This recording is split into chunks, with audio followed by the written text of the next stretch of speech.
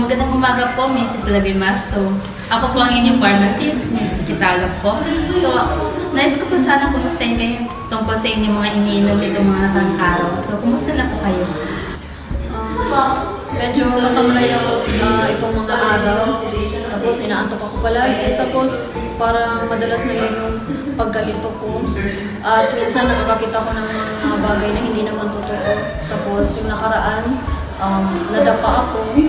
Opo, kasi ang parang araw po is lagi po siyang nanghihilo eh. Kaya nakita ko po siya na nadapa po. Kaya tinulungan ko po. At ngayon, minabuti na po namin magpunta dito sa pharmacy para malaman po yung mga other alternative na gamot po.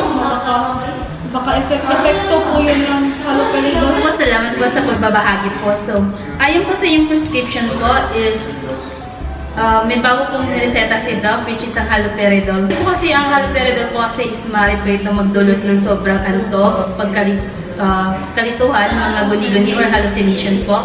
At dagdagan pa na panganib, lalo na at 74 years old na po kayo. Po, ang haloperidol ay maaari makasagabal sa epekto ng levodopa. Ang gamot na ito ay para sa yung sakit po na Parkinson, kaya posibleng lumala ang panginginig at panigas ng katawan. Ganun ba? Ano ba dapat kong gawin?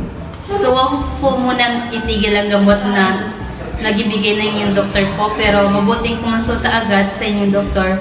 May mga mas ligtas pang alternatibo para sa mga may Parkinson, gaya po ng 20-point thiopine. Mas banayad at mas konti ang epekto sa paggalaw, and then ang clozapine. So, epektibo rin, ngunit kailangan ng regular na blood monitor. And then ang premabazirin, isang mas bagong gamot para sa mga hallucination sa Parkinson. Pero para sa mga matatanda lang po.